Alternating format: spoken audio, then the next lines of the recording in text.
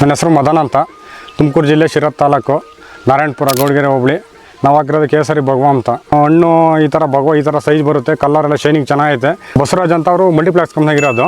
ಅವ್ರು ಬಂದು ಪ್ರತಿಯೊಂದು ಗೈಡೆನ್ಸ್ ಕೊಡ್ತಾರೆ, ನೀಟಾಗಿ ಮೇಂಟೈನ್ ಮಾಡಿಸ್ತಾ ಇದ್ದಾರೆ. ಅವರ ಪ್ರಮೋಷನ್ಗಾಗಲಿ ಮತ್ತೊಂದು ವೀಡಿಯೋ ಮಾಡ್ತಿಲ್ಲ. ನಾವು ಬೆಳೆ ಚೆನ್ನಾಗಿ ಬೆಳೆದಿದ್ದೀವಿ, ನಮ್ಮ ಖುಷಿಗೆ ನಾವು ನಾನು ಮಾಡಿಸ್ತಾ ಇದ್ದೀನಿ.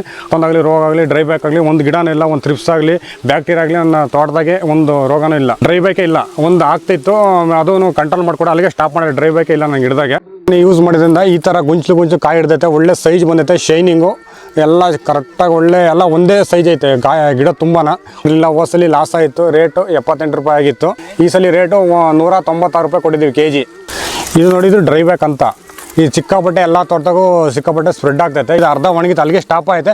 ಮತ್ತು ಆ ಕಡೆ ನೋಡಿ ಗ್ರೀನ್ ಐತೆ, ಆ ಕಡೆ ಅಲ್ಲಿಗೆ ಸ್ಟಾಪ್ ಆಗಿ ಚಿಗುರುತ್ತೈತೆ. ಇಲ್ಲಿ ಆ ಕಂಪ್ನಿ ಯೂಸ್ ಮಾಡಿದ್ಕೆ ನಮ್ಮ ಡ್ರೈ ಬ್ಯಾಕೇ ನಿಂತೈತೆ. ಆ ಕಡೆ ಆಗಲಿ ಈ ಕಡೆ ಆಗಲಿ ಸ್ಪ್ರೆಡ್ ಆಗೇ ಇಲ್ಲ, ಕಂಟ್ರೋಲ್ ಆಗೈತೆ. ಫಸ್ಟ್ನೇ ಬೆಳೆ ಬೆಳೆದಾಗ ನನಗೆ 185 ರೂಪಾಯಿ ಒಳ್ಳೆ ರೇಟ್ ಸಿಕ್ತು.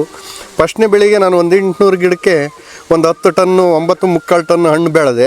ಒಳ್ಳೆ ಲಾಭನೂ ಆಯಿತು. ಬಸವರಾಜ್ ಸರ್ದು ಒಂದು ಗುಣ ಏನಂದರೆ, ನಮ್ಮ ತೋಟಕ್ಕೆ ಬಂದಮೇಲೆ ಸುಮಾರು 1 ಗಂಟೆ 1.5 ಗಂಟೆ 2 ಗಂಟೆ ಆಗ್ಬೋದು ಅವ್ರದ್ದು. ರಾತ್ರಿ ಸಾಯಂಕಾಲ 6 ಗಂಟೆಗೆ ಬಂದರೂ ಪ್ರತಿಯೊಂದು ಗಿಡಕ್ಕೂ ಟಾರ್ಚ್ ಹಾಕ್ಕೊಂಡು ನೋಡ್ಕೊಂಡು ಸುಮಾರು 1 ಗಂಟೆ 1.5 ಗಂಟೆ ಕುತ್ಕೊಂಡು ನಮ್ಮ ಹತ್ರ ಎಲ್ಲ ಡಿಸ್ಕಷನ್ ಮಾಡಿ ಒಳ್ಳೆ ಸಜೆಷನ್ ಕೊಡ್ತಾರೆ. ಪ್ರತಿಯೊಂದು ರೋಗಕ್ಕೂ ಔಷಧಿಗಳು, ಆಮೇಲೆ ಮಗ್ಗು ಸೆಟ್ಟಾಗೋಕ್ಕೆ ಒಳ್ಳೆ ಇದನ್ನು ಕೊಡ್ತಾರೆ ಅವರು, ಔಷಧಿನ. ಹಂಗಾಗಿ ಅವರ ಗೈಡೆನ್ಸ್ ಮೇಲೆ ನಾವು ತುಂಬ ಚೆನ್ನಾಗಿ ಬೆಳೆದಿದ್ವಿ. ನಮಗೆ ತುಂಬ ಅವ್ರ ಬಗ್ಗೆ ಭಾಳ ಕೃತಜ್ಞತೆ ಐತೆ. ನಾವು ಅವರು ಒಳ್ಳೆ ಸಜೆಷನ್ ಕೊಟ್ಟಿರೋದ್ರಿಂದನ ಈ ದಾಳಂಬ್ರೆ ಬೆಳೆ ಈಗ ನಾವು ಬೆಳೆದಿರೋದ್ರಿಂದನ ಇವತ್ತು 8-10 ಲಕ್ಷ ರೂಪಾಯಿ ದುಡ್ಡು ಬಂದಿದೆ ಒಂದು 6 ತಿಂಗಳಿಗೆ.